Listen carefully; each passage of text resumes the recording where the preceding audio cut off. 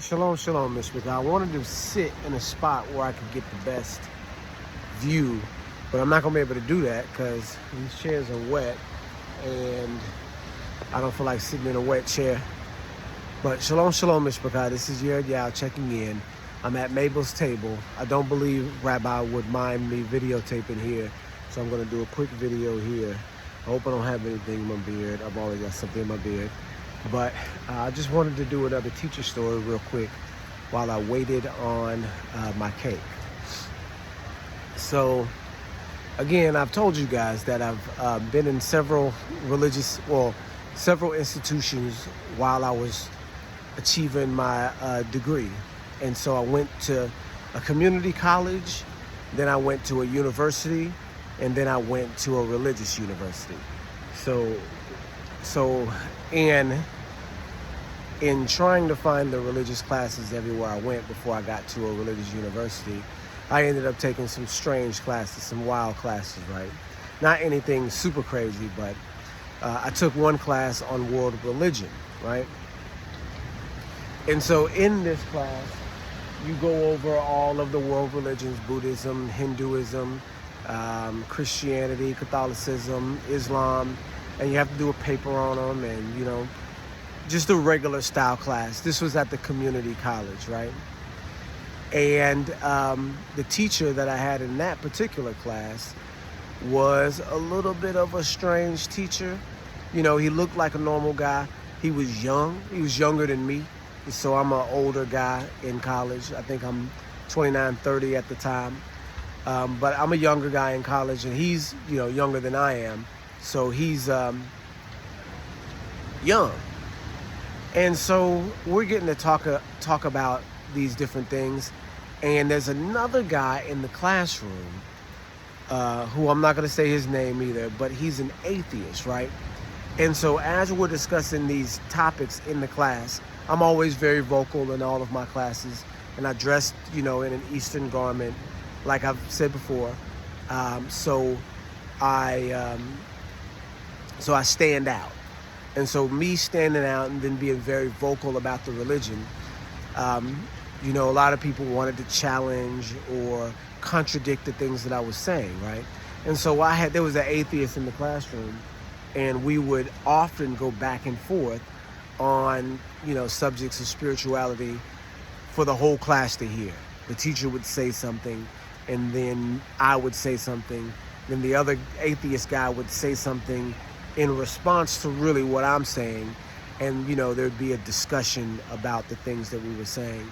And of course, my doctrine is that atheism is a religion, right? And this is a lot of the stuff that would get him kind of riled up to combat the things that I'm saying. So this particular teacher, he was a young guy, like we said, and so we get to Catholicism, right? And so I begin to notice that this teacher is, he says, okay, well, I'm a Catholic, I'm a practicing Catholic and all of this. And so this teacher, I'm thinking, is going to be siding with me on a lot of the discussions that we're having about atheism, right? Or about atheism and about religion. And, if somebody is coming from a spiritual point of view, atheism is the exact opposite, right? But what I'm finding is that he's siding with the other guy in the conversations more often than not, right? And, making it kind of known that, hey, this is the right, mindset to look at all religion, maybe from an academic standpoint, but really not. Do you see what I'm saying? An opinion standpoint, but coming in the form of an academic. So I decided to look him up, right? So why is this guy behaving this way in class when we kind of know better than some of the things he's saying? So I look him up. And when I look him up, I find out that he is a Jesuit. And so it doesn't say that he's a Jesuit, but he went to a Jesuit high school and then went to a Jesuit college, which means that he's probably a Jesuit, right? That he has actually been groomed in the Jesuit educational system for his at least for the past, 8, 9, 10 years, right? And so that's pretty well steeped in Jesuitism. And if you guys know who the Jesuits are, they're the really militant wing of the Catholic religion. They're really the secret wing too. They're kind of like a cult within the cult of Catholicism that operates as a military aspect. There's even a general of the Jesuits. And they wear black, and they're this militant spy wing of the of Catholicism, right? They have their own pope even. They call him the Black Pope. So there's this inner circle within Catholicism, and they're called Jesuits. And the characteristics of a Jesuit is to whether they will embed themselves in educational institutions and preach whatever doctrine it is that they've decided that they are being sent to preach, right? Whether it's atheism, whether it's Catholicism, whether it's feminism, whether it's activism, any of those different aspects. And they're known to do all of them, right? So they are really an undercover army in the Catholic Church that is sent to schools in order to kind of subvert the educational system wherever they are. And there's a lot of different reasons why, but the main one, of course, is because in the most, secret levels of the Catholic Church, these people worship the devil, right? They are a satanic cult within the church. And people don't understand that because the lay people, the people that are just worshiping, aren't involved in any of that stuff. But the actual clergy and the leadership are, right? And that's just how it is, right? And so these Jesuits are really the militant wing that really acts in the field, in the spy subterfuge. I hope I'm using that word correctly. In the spy angle to covertly steer the consciousness of a public without people knowing that it's them, right? And so I'm noticing that he has gone to all of these Jesuit schools, and then now he's kind of promoting this weird ideology that's more in line with atheism than with, Hebraic understanding, right? He even goes as far as to, because I remember specifically the reason why I looked him up is because we got into a debate on what was the language that Elohim spoke, right? And so what he ended up saying, I said, clearly the Old Testament is written in Hebrew, so he has to speak Hebrew. He's coming to people in the Hebrew tongue. It even says in Acts 26 that he came to Paul in the Hebrew tongue. And then people were saying different things. Oh, well, he came to the Hebrews in the Hebrew tongue because they were Hebrews, and he's Elohim, he can do whatever he wants. And, the atheist guy saying, oh, well, even the fact that he has to speak in a certain language is kind of limiting him, and he can do whatever he wants, da-da-da-da-da. If this God character is God, then he won't have to have limitations and all of this other philosophical mumbo-jumbo, right? And so what the teacher ends up doing and kind of steering the conversation back to the curriculum, what the teacher ends up saying is that, well, since Catholicism took over the reins of Hebraic understanding, and the natural language of the Roman is Latin, and all of the documents that we have and the history of Catholicism that we have is now done in Latin, it makes more sense that now that what we consider to be the language of heaven is Latin, is the Latin language from the Latin Church that God has allowed to be in control. And he kind of did me like this at the end of that, and with a little snicker, right? And so what he was saying is, and what he ended up saying, the very last thing that he said is, what we understand is that the language of heaven is Latin. And then he does like that. So, I decided, okay, well, let's see where this guy's coming from. And sure enough, he's a Jesuit, or it appears that he's a Jesuit, right? They even take these oaths of secrecy that they spill the beans or anything, that they give up their life for it, right?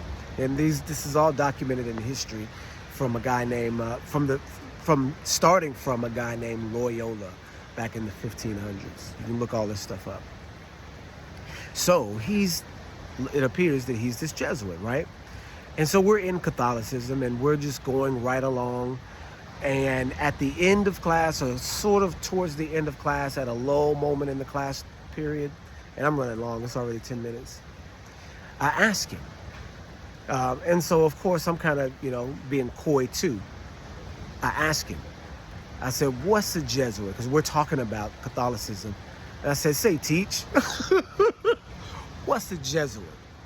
And he said, and I'm telling you, the reactions to people, because you guys, if you've been following the teacher stories, there are certain things that I put out there into class, or that I did put out there in the class when I was in class, that would, be provocative enough to gain a reaction from the teacher, right?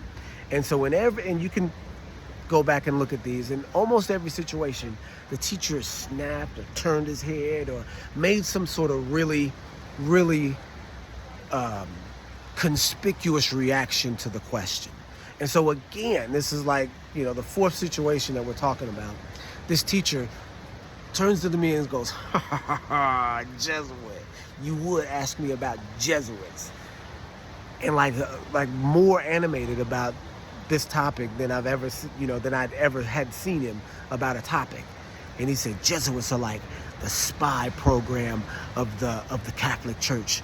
They infiltrate an area and they see they take information from the area, then bring it back to the Catholic Church so that the Catholic Church can decide the way that they want to do things. They were really active in several wars, and they were really active in South America and Central America in the 80s and 70s when all of these massacres were going on. There are even stories of Jesuits helicoptering into areas and gathering recon and doing all of these things for the spiritual approach of the church. And he said, they are like the Green Berets. They're like the Delta Force of the Catholic Church. You would ask me about them. And the whole class is shocked at his reaction. Because the classroom, in a bunch of these different places, students from the class come out and approach me about some of the stuff that I'm talking about. And in this class, there were a couple guys that came up and were like, yeah, man, we see kind of what's going on, that there's this play back and forth between the teacher and the atheist and you. And hallelujah, they would all say, we're on your side, right? And so he really has this physical reaction, like, yeah, these Jesuits. And so after he does his little spiel, I asked him, I said, are you a Jesuit? And he said, yeah, well, really, if I was a Jesuit, I couldn't disclose any information. I was educated in the Jesuit system, but I'm not a Jesuit myself. You see what I'm saying? With this crazy reaction. And we're all just looking like, wow, what in the world? And so after class, a couple of the guys approached me and were like, he's clearly a Jesuit. He's clearly like an undercover Jesuit. That is, that's kind of basically where it went. Like, wow, did you see this reaction? Did you see how he reacted to you? He's clearly a Jesuit. But that means a lot more than what people maybe would think, because here you are teaching a religious class as an undercover religious agent. Again, in the same way as the secret satanic teacher that was not at this was the community college. The satanic teacher was at the university, but at a lower level, this community college teacher was doing the same thing, right? That you have these undercover agents that are embedded in these institutions. And I don't come from a big city, I come from a medium-sized city, but they're embedded in these institutions all over the country, and they're teaching a slant that you don't know. And it's taking your education into places where it doesn't need to go. Do you understand what I mean? And we can understand the Jesuits to be a satanic cult at their highest level. You can say that all religions have cults at their highest levels, right? But where it's dangerous is that these are the people that are teaching your children, and you're sending your children to college to earn an education in religion too. Does that make sense? Okay, you guys, that was my secret Jesuit teacher story. I think this is number 8. Shalom, shalom.